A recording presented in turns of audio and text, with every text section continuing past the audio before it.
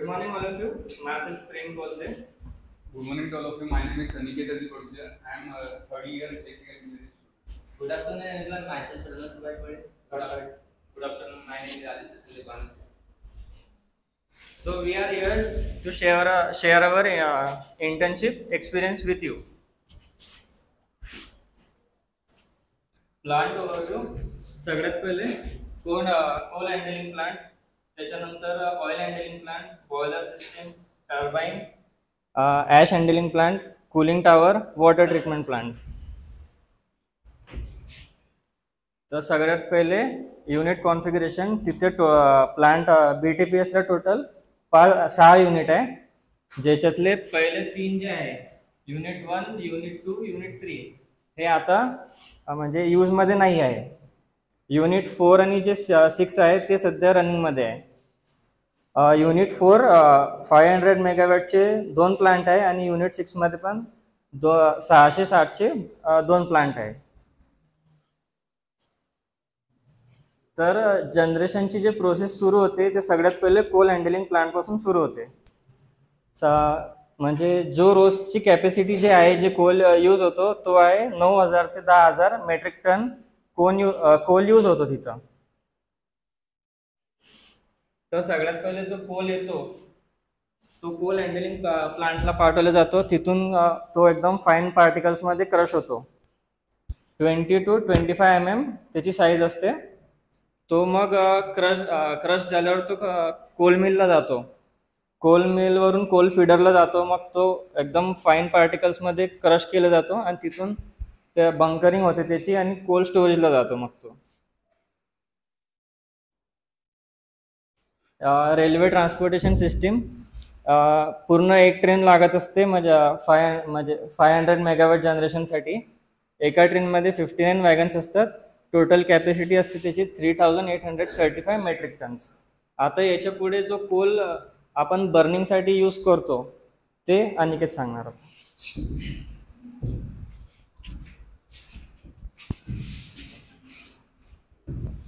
So oil handling plant. So बॉयलरला light up करायला आपल्याला 2 टाईपचे ऑइल लागतात, जे की लाईट डिझेल ऑइल.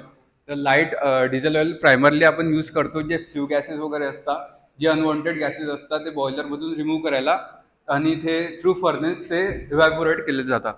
आणि हेवी फ्यूल ऑइलमध्ये आता जेव्हा आपले फ्ल्यू गॅस वगैरे जेव्हा इव्हॅपोरेट होऊन जातात फर्नेस थ्रू आणि चिमनी थ्रू, तेव्हा आपण हेवी फ्यूल ऑइलने बॉयलरला flash point at 66 degree Celsius आपण त्याला बर्न करतो.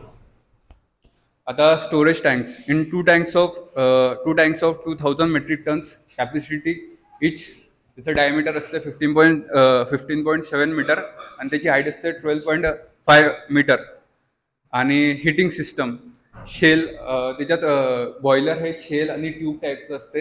Shell and tube type heat exchanger असतं याच्यात जे की मेंटेन करतात HFO at optimal velocity using steam. जे रिक्वायर्ड आपल्याला व्हेलॉसिटी असते त्याच्यासाठी ते यूज केलं जातं. आणि पंपिंग सिस्टीममध्ये triple screw positive displacement pumps with built in relief valves. पंपिंगमध्ये बॉयलरमध्ये खूप सारे पंप असतात. त्याच्या थ्रू पूर्ण स्टीमचं जे स्टीम सायकल जे राहते ती वर्क करते. त्याच्यानंतर तर आदित्य सांग.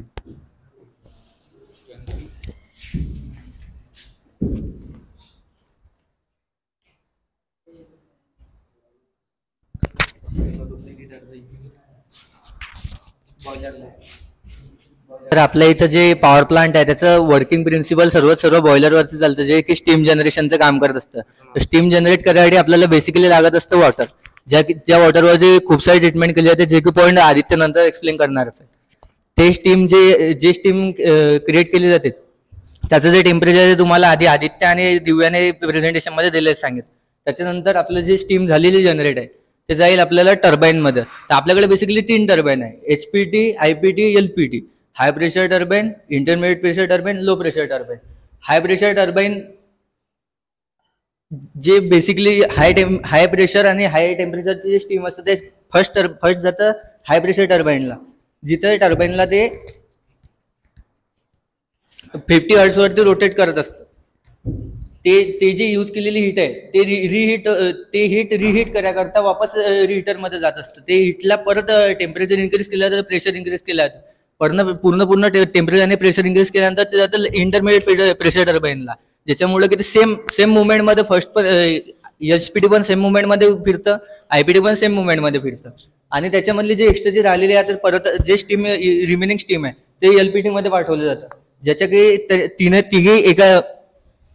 तिन्ही एका लाईनने मेकॅनिकली कपल्ड केलेले असतात.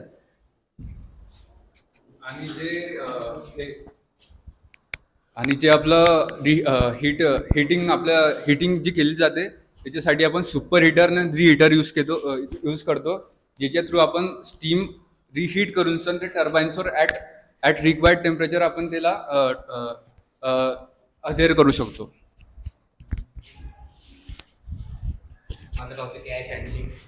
आपण जर कोल्ड वगैरे जाळतो, आपण थोडा जरी कोल्ड वगैरे जाळला तर ॲश कलेक्ट होते. ती ॲश जी आपण हिच्यामध्ये कलेक्ट करतो. ॲश जी आपले हपर वगैरे असतात, हपरमध्ये इलेक्ट्रो कॉइल्स असतात. इलेक्ट्रो कॉइल जे तिच्यामध्ये नाही का फ्लायज जी ती 70% राहते, बॉटम ॲश जी ती 10%, आणि जी बाकीची ती पण 10%, म्हणजे आपली 100% ॲश जी ती असते. ही जी हॅमर मोटर आहे, हॅमर मोटर जी ती आपली ॲश जी कलेक्ट झालेली आहे, ती ॲश जी कलेक्ट झालेली त्याला खाली हपरमध्ये काढण्यासाठी आपण हॅमर मोटरचा यूज करतो. हॅमर मोटरपासून एफडी फॅनकडे जाते, एफडी फॅनकडनं जाते आपली याच्यामध्ये टँक्समध्ये. या टँक्समध्ये एका टँक्समध्ये 50,000 टन आपली ॲश जमा होते, कलेक्ट होते. त्याच्यानंतर आपण समोर इथं याचा फोटो नाही, व्हिडिओमध्ये आहे आपल्याकडे, तो व्हिडिओ जर का दाखवला तिच्यामध्ये ट्रक्स वगैरे आहे, तिच्यामध्ये आपण ॲश कलेक्ट करतो. ते कलेक्ट करून आपली पुढं सिमेंट फॅक्टरी वगैरे ETC मध्ये जातात.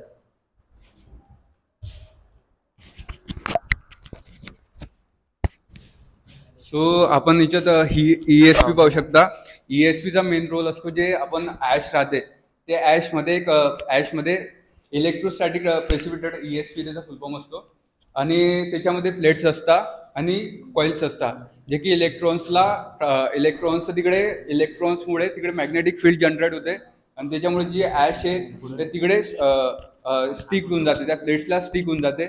आणि त्याच्यानंतर ही जी मोटर आहे, ही मोटर आपण ESP पाहू शकता. आणि याच्यानंतर ही जी मोटर, ही रॅपिंग मोटर म्हणतात. ही रॅपिंग मोटरमध्ये जी ॲश आपल्या प्लेट्सवर जाऊन स्टिक होते, त्या रॅपिंग मोटरने ते हॅमर होते आणि ते हॅमर झालं स्टोर होते आणि ते त्याच्यानंतर डब केली जाते खाली. जसं की आता प्रणवने सांगितलं, हाय प्रेशर टर्बाईन असते, इंटरमिडिएट प्रेशर टर्बाईन असते आणि लो प्रेशर टर्बाईन असते. जर जे लो प्रेशर टर्बाईनमध्ये जे हीट जाते ते आपण रिहीट करू नाही शकत, कारण की बॉयलरची इफिशियन्सी त्यांनी कमी होते.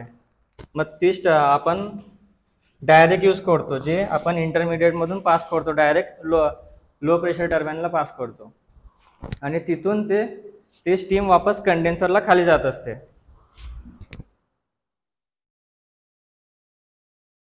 कूलिंग टॉवर हे नॅचरल ड्राफ्ट कूलिंग टॉवर आहे. याच्यामध्ये पाणी जे असते ते असं वरून खाली सोडले जाते, नॅचरली ते वॉटर कूल होतं आणि वापस ते यूजमध्ये आणता येतं आपल्याला. आणि जे आपण प्लांटच्या आतमध्ये वापरतो ते आपण हायड्रोजन गॅसने त्याला कंडेन्स करतो आणि वापस त्याचं वेपर टू वॉटरमध्ये कन्व्हर्जन करतो. हे जे वॉटर टँक आहे, आपण ते तिथं जो प्लॅन्ट आहे सध्या तिथं डायरेक्ट डॅमवरून आपण पाणी वापरतो. ते जे पाणी आपण डायरेक्ट बॉटलमध्ये टाकू नाही शकत, कारण प्युरिफायर आपले जे पाईप वगैरे त्याच्यामध्ये जंग वगैरे लावू शकतात. त्याच्यामुळे आपण नाही का पहिले या टँक्समध्ये पाणी घेतो, डायरेक्ट आलं की इथं पाणी येतं. त्याच्या व्हिडिओमध्ये आहे, आपण व्हिडिओमध्ये बघू.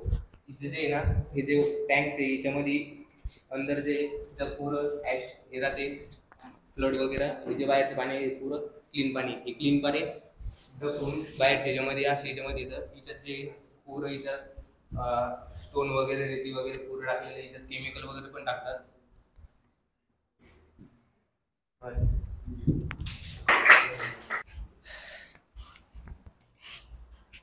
हे वॉटर सेडिमेंटेशन टँक आहे. तापीचं पाणी ते वॉटर स्टोरेज वॉटर स्टोरेज आहे. ज्या टाइमला नदीला पाणी नसतं किंवा दुष्काळ असतो त्या टाइमला याच्यामध्ये स्टोअर केलेलं वॉटर यूज करत असतो. इनलेट आहे तो. हे टर्बाईन आहे. हे जे आहे ते टर्बाईन आणि हे जनरेटर आहे. ऑरेंज कलर मधलं जनरेटर. हे water treatment station. Sewage tank.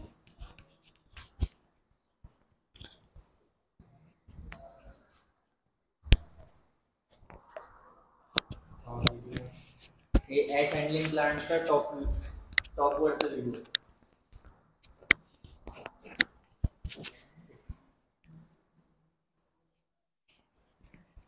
ही पुरी जी तिथं कुठं पण गेले तर स्टीम दिसणार पूर्ण.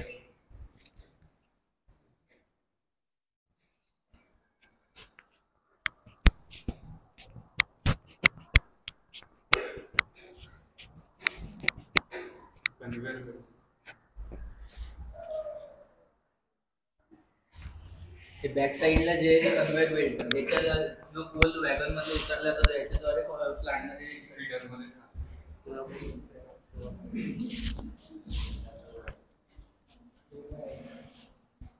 हा 200 मेगावॅट. चा प्लांट आहे जो आता यूज मध्ये नाही आहे. आम्ही जेव्हा आमची इंटर्नशिप झाली तेव्हा स्टार्टिंग झालं आम्ही जेव्हा मी तेव्हा बोललो ॲश थोडं पण तिथं थोडं पण लिकेज असलं पुढे ॲश करणार.